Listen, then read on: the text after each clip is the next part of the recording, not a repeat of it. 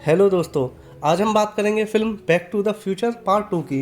अगर आपने इस मूवी का पहला पार्ट नहीं देखा है तो आपको जाकर पहले वह देख लेना चाहिए, जिससे कि आप इस फिल्म को और अच्छे से समझ सकें। इस मूवी के पहले पार्ट का लिंक डिस्क्रिप्शन में दिया गया है, आप वहां से जाकर इसे देख सकते हैं। तो आइए इस फिल्म की ओर चलते हैं। तो दोस्तों, इस कहानी की शुरुआत होती है जब मार्टी अपनी गर्लफ्रेंड के साथ बात कर रहा होता है। तभी वहाँ पर अपनी फ्लाइंग कार, जो कि एक टाइम मशीन है, उससे डॉक उनके पास आता है और वह मार्टी को बताता है कि भविष्य में उसके बच्चों ने कुछ ऐसा कर दिया है जिससे कि वो बहुत बुरी तरह फंस चुका है। इसे ठीक करने के लिए उसे डॉक के साथ भविष्य में जाना पड़ेगा। मार्टी अपनी प्रेमिका को साथ लेकर चलने के लिए तैयार हो जाता है, लेकिन तभी एक छोटी सी दिक्कत हो जाती है कि जब ये फ्लाइंग कार में बैठकर जा रहे होते हैं तब बीफ उन्हें जाते हुए देख लेता है। तो खैर, आगे दिखाया जाता है कि जब ये समय यात्रा यानी कि टाइम ट्रेवल कर रहे होते हैं तब जेनिफर काफ़ी घबरा जाती है और तभी डॉक उसे बेहोश कर देता है और मार्टी से कहता है कि जब तक हम फ्यूचर में रहेंगे जेनिफर को बेहोश रहने देंगे और वापस प्रेजेंट में लौटकर इसे होश में लाएंगे, जिससे कि इसे कुछ भी याद नहीं रहेगा और इसे लगेगा कि जो भी इसे याद है वह बस एक सपना है। तभी ये फ्यूचर यानी कि 2015 में पहुंच जाते हैं और वहां पर दिखाया जाता है कि भविष्य के इंसानों ने बहुत तरक्की कर ली है। अब वह गाड़ियाँ सड़कों पर कम, हवा में ज़्यादा उड़ती हैं, यानी कि तब तक के मनुष्य ने फ्लाइंग कार का आविष्कार कर लिया है। अब क्योंकि डॉग भविष्य में रह रहा था, इसलिए उसने भी फ्लाइंग कार की टेक्नोलॉजी को अपनी टाइम मशीन में फिट कर दिया था। तो जब वो 2015 में पहुंच जाते हैं तब डॉग मार्टी को एक जैकेट और एक टोपी पहनाता है और बोलता है कि अब तुम सामने वाले कैफ़े में जाओ, वहाँ पर ग्रिफ नाम का एक लड़का होगा, वो तुमसे पूछेगा कि क्या तुम चोरी के लिए तैयार हो, तो तुम्हें सीधे सीधे मना कर देना है कि नहीं, मैं चोरी के लिए तैयार नहीं हूँ। मार्टी इससे कुछ समझ नहीं पाता और वह इस बारे में और ज़्यादा डॉग से पूछता है। तो डॉग बताता है और उसे बताने के लिए डॉग अगले दिन का न्यूज़पेपर दिखाता है, क्योंकि डॉग भविष्य से आया था इसलिए उसके पास इस न्यूज़पेपर की कॉपी थी। इस कॉपी में लिखा था कि मार्टी के बेटे मार्टी जूनियर को चोरी के इल्ज़ाम में 15 साल की सज़ा हुई है। मार्टी उस न्यूज़पेपर को देखकर चौंक जाता है, क्योंकि उस न्यूज़पेपर में उसके बेटे का फ़ोटो था और उसका बेटा बिल्कुल उसके जैसा ही दिखता था, हूबहू बिल्कुल उसके ही जैसा। इसके बाद वो जेनिफर को गाड़ी से उतारते हैं और गाड़ी के पास ही एक जगह रखकर चले जाते हैं। मार्टी उसी रेस्टोरेंट में पहुंच जाता है। वहाँ पर बीफ होता है, जो कि मार्टी से बोलता है कि तुम्हारे पिता एकदम बेवकूफ़ हैं। दरअसल बीफ मार्टी को उसका बेटा समझ रहा होता है, क्योंकि मार्टी का बेटा उसके जैसा ही दिखता था।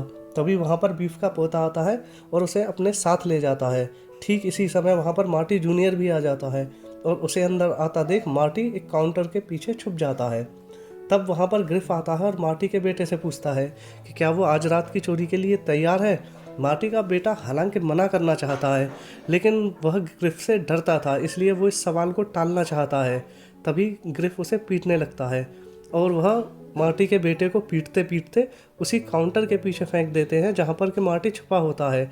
तो जब मार्टी का बेटा उसी काउंटर के पीछे गिर पड़ता है और बेहोश हो जाता है तो मार्टी उसे साइड में कर देता है और खुद खड़ा होकर ग्रिफ से साफ साफ मना कर देता है कि मैं चोरी करने तुम्हारे साथ नहीं आऊँगा।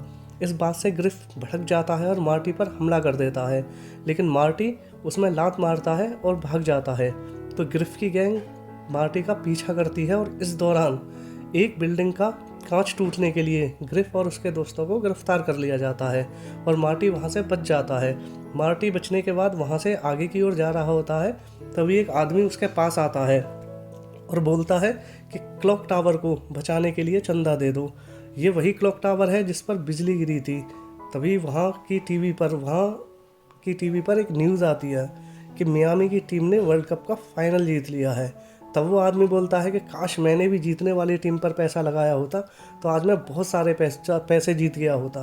काश मैं समय में पीछे जा सकता और जीतने वाली टीम पर पैसा लगा सकता। दोस्तों, इस बात को सुनकर मार्टी के मन में भी ये ख्याल आता है कि क्यों ना वो भी समय में पीछे जाकर किसी जीतने वाली टीम पर पैसे लगाए और बहुत सारे पैसे जीत ले। तो मार्टी ऐसा सोचने के बाद एक दुकान पर जाकर एक किताब खरीदता है जिसमें कि पिछले 50 साल में हुए सभी खेलों पे हारने और जीतने वाली टीम का रिकॉर्ड दर्ज था और इस किताब को लेकर वो वापस डॉक के पास चला जाता है।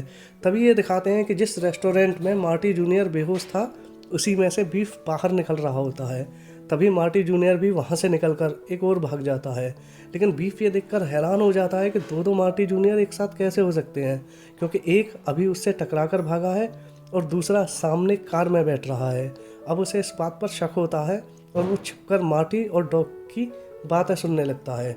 तभी दिखाते हैं कि डॉग ने मार्टी की वह किताब देख ली है जिसे कि मार्टी पास्ट में ले जाना चाहता है ताकि वो पैसे लगाकर जीत सके। तो डॉग इससे गुस्सा हो जाता है और कहता है कि उसने ये टाइम मशीन पैसे कमाने के लिए नहीं बनाई है, बल्कि पास्ट या फ्यूचर में अगर कुछ चीज़ें गलत हो रही हैं तो उन्हें ठीक करने के लिए बनाई है। और डॉग इस किताब को फेंक देता है और बीफ ये सब सुनकर समझ जाता है कि इन्होंने टाइम मशीन की खोज कर ली है। तभी ये जेनिफर को लेने जाते हैं जेनिफर के घर पर। तो देखते हैं कि वहाँ पर पुलिस होती है और पुलिस जब जेनिफर के फिंगरप्रिंट लेती है तो पुलिस को इसका पता चल जाता है, नाम और पता चल जाता है और पुलिस उसे जेनिफर के घर ले जाकर छोड़ देती है। इस बात से डॉक और मार्टी परेशान हो जाते हैं और जेनिफर के घर जाने लगते हैं उसे साथ लेने के लिए।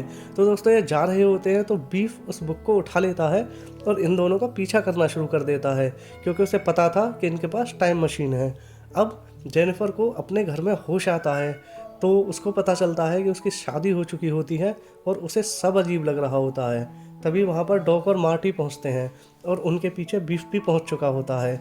और जब डॉक और मार्टी जेनिफर के घर जाते हैं अपनी टाइम ट्रेवलिंग वाली कार को छोड़कर, तो बीफ उनकी टाइम ट्रेवल वाली कार में बैठकर वहाँ से निकल जाता है।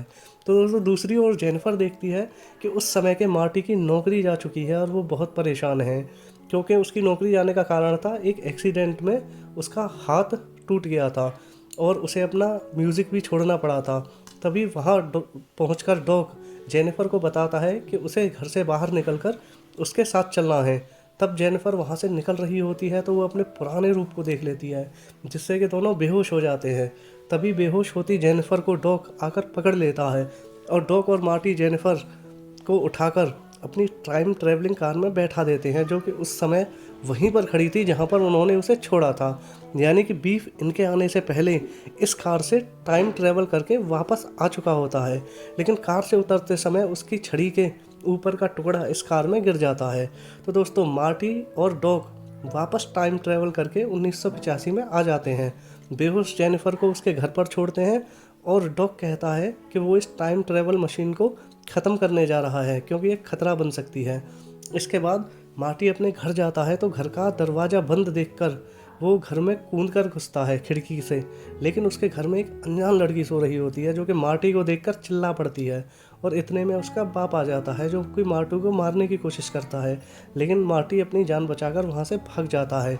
मार्टी जब शहर में पहुँचता है तो वो देखता है कि पूरे शहर में दहशत फैल चुकी है, लोग एक दूसरे को मारने में लगे हुए हैं और इस शहर का सबसे बड़ा डॉन है बीफ, वही बीफ जो कि मार्टी के पिता की गाड़ियाँ साफ़ किया करता था।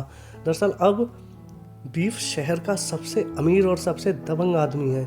इसके बाद मार्टी अपनी माँ से मिलता है तो वह बुरी तरह चौंक जाता है क्योंकि अब उसकी माँ पूरी तरह बदल चुकी है और अपनी माँ से उसे पता चलता है कि बीफ ने 1975 में मार्टी के पिता की हत्या करवा दी थी और मार्टी की माँ से शादी कर ली थी।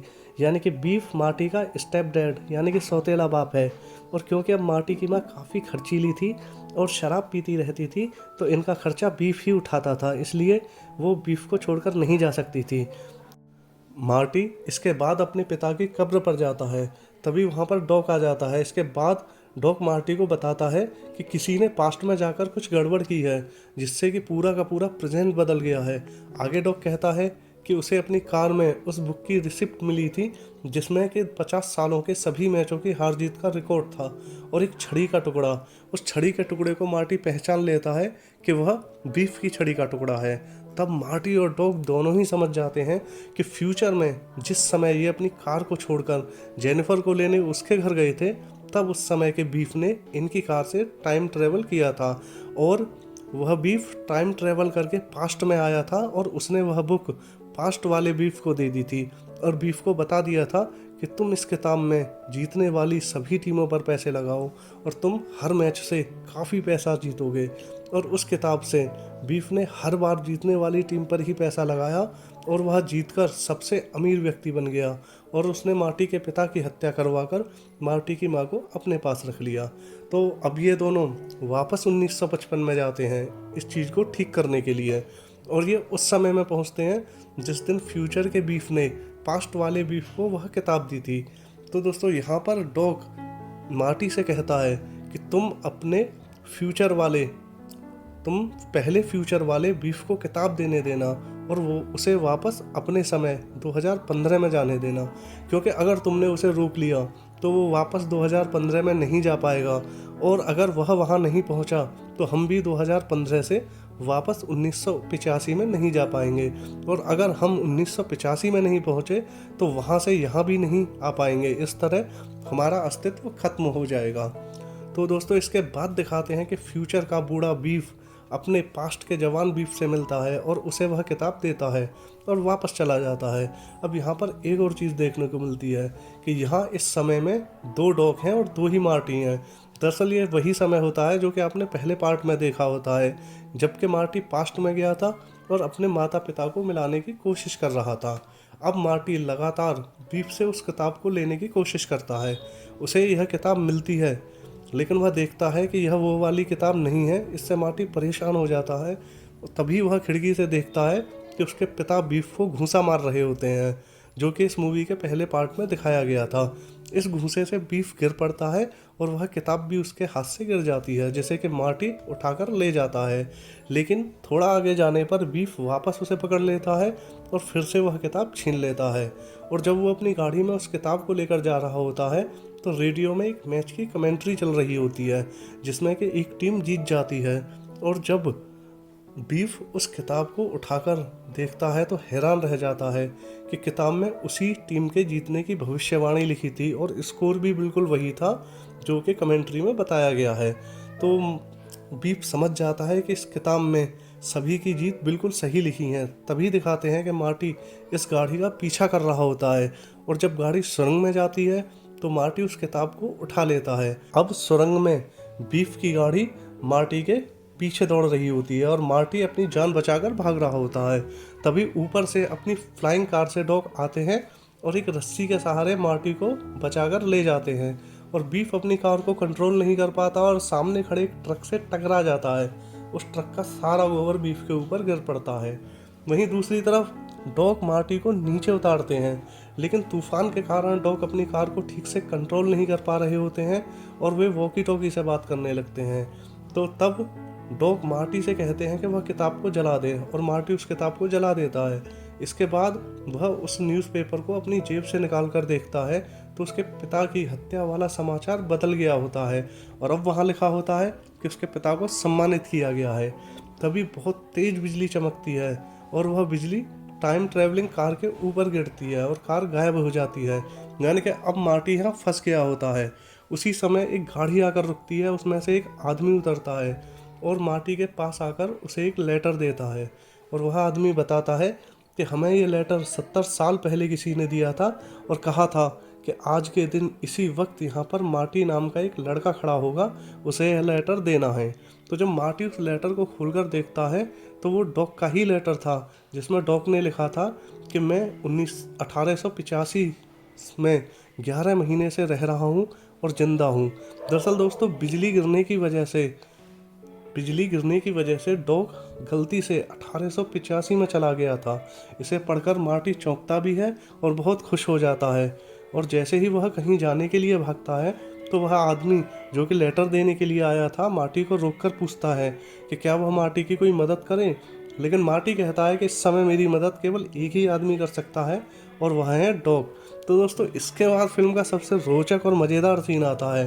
तो मार्टी भागते हुए डॉग के पास जाता है और वह उसी जगह पहुंचता है जहां के डॉग क्लॉक टावर पर गिरने वाली बिजली की मदद से मार्टी को फ्यूचर में वापस भेज रहे होते हैं। ये सीन आपने इस मूवी के पहले पार्ट में देखा होगा।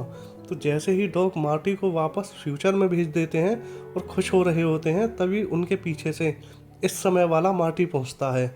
डॉग उसे देखकर हैरान हो जाते हैं और उससे पूछते हैं कि मैंने अभी तो तुम्हें भेजा है, तुम वापस कैसे आ गए। तो मार्टी कहता है कि मैं भविष्य से आया हूँ। ये सुनकर डॉग का दिमाग चकरा जाता है और वो बेहोश हो जाते हैं। दोस्तों, यहीं पर ये फिल्म समाप्त हो जाती है। इससे आगे की कहानी शुरू होती है back to the future part 3 में।